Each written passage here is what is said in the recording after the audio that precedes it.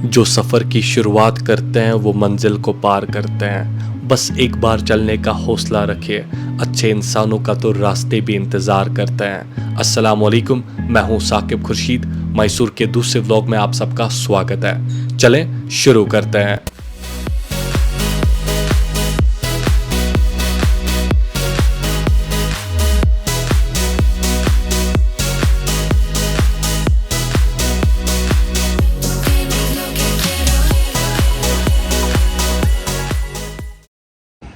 सुबह का वक्त है तो शुरुआत ब्रेकफास्ट से करते हैं और ब्रेकफास्ट करने के लिए मैं आया हूँ मैसूर के सबसे पुरानी दुकान विनायक मिलारी पे।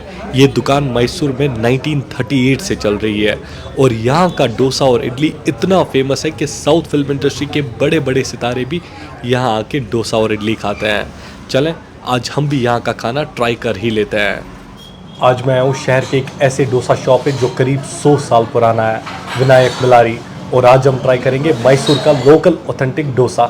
चलें शुरू करते हैं। डोसा एक बहुत ही फेमस साउथ इंडियन रेसिपी है जो पूरी दुनिया में फेमस है।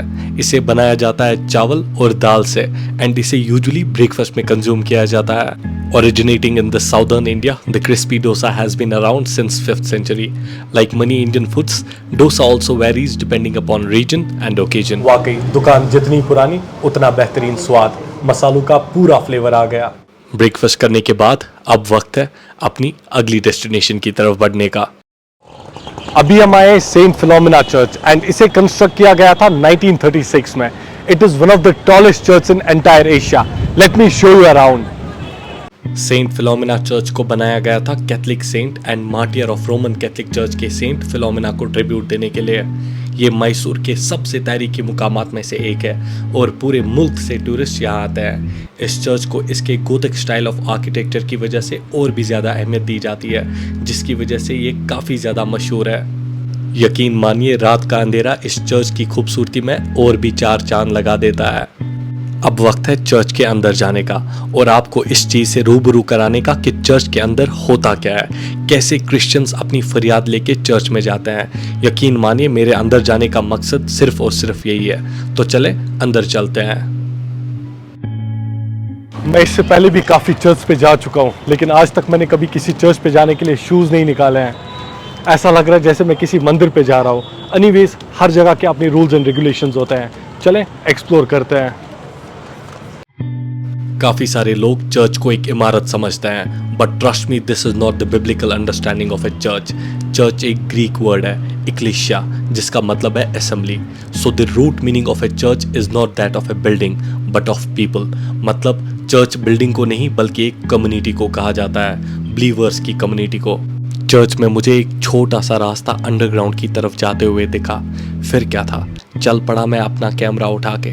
ये रास्ता एकदम सुरंग की तरह दिख रहा था और यहाँ की दीवारों पे बहुत सारे नाम लिखे हुए थे। मैंने काफ़ी कोशिश की कि मैं इन दीवारों पे लिखे गए नामों के बारे में जान सकूं कि आखिर किन लोगों के नाम हैं ये, क्यों ये नाम इन दीवारों पे लिखे गए हैं, क्या इन लोगों का कोई रोल रहा होगा इस चर्च को बनवाने में। बट अनफॉर्चुनेटली मुझे इस चीज़ के बारे में कोई भी इन्फॉर्मेशन नहीं मिली। हाँ, लेकिन मेरी कोशिश ज़रूर यही रहेगी कि आगे जाके मैं इन नामों के बारे में जान सकूँ। इन रास्तों से बाहर निकलने के बाद मेरी नज़र पड़ी उस स्टैट्यू पे जिसे क्रिश्चियंस मदर मैरी के नाम से जानते हैं। Christians believe that she is the mother of Jesus Christ. Peace be upon him.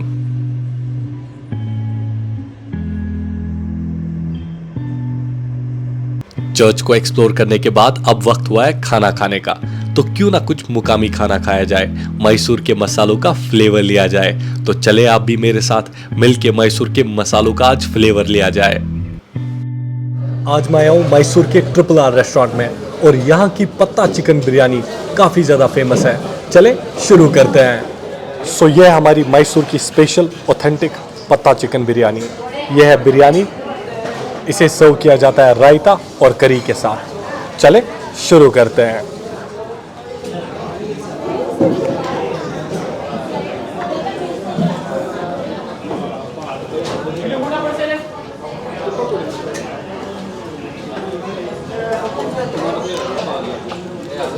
One more thing, मैं राइट हैंड का इस्तेमाल कर रहा हूँ। मे बी आपको फ्रंट कैमरा की वजह से ऐसा लग रहा है कि मैं लेफ्ट हैंड का इस्तेमाल कर रहा हूँ, ऐसा बिल्कुल भी नहीं है।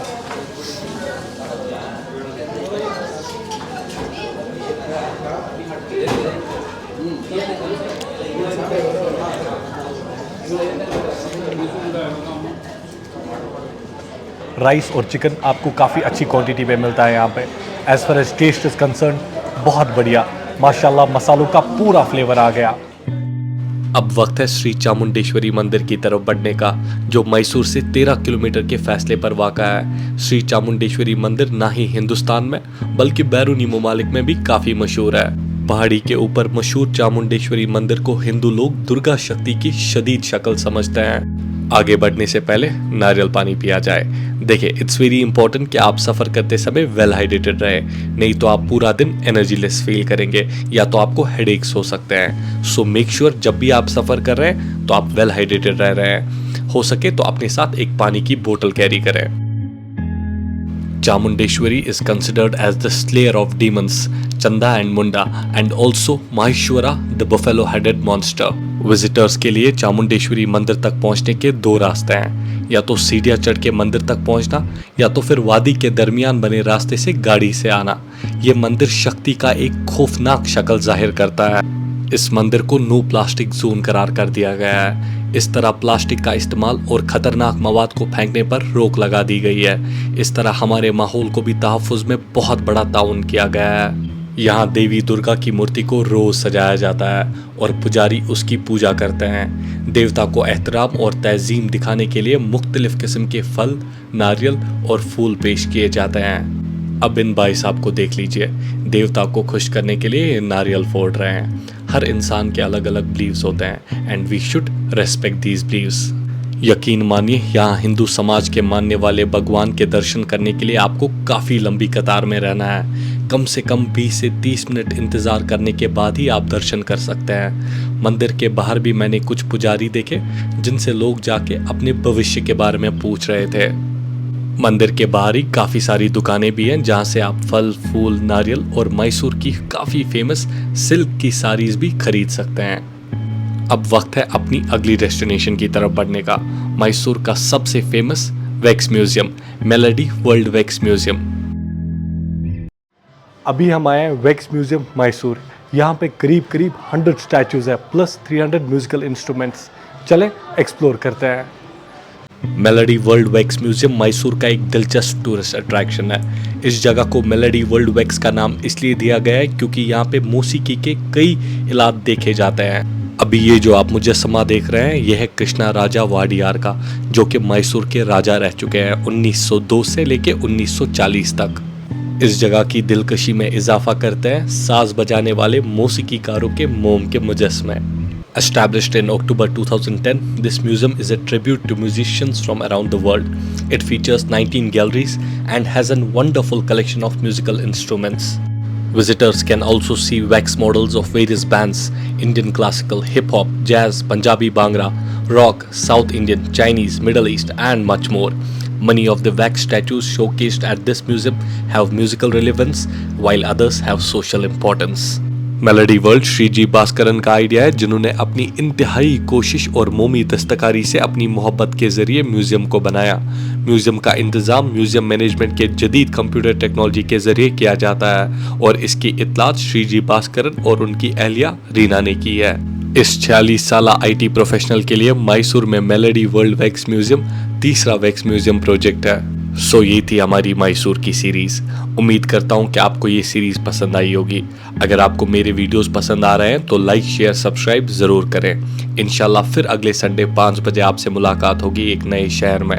तब तक के लिए खुश रहें, सलामत रहें और अपनी दुआओं में याद रखें। अस्सलाम वालेकुम। Work it right, you wear it like it's designer, one of a kind, yeah.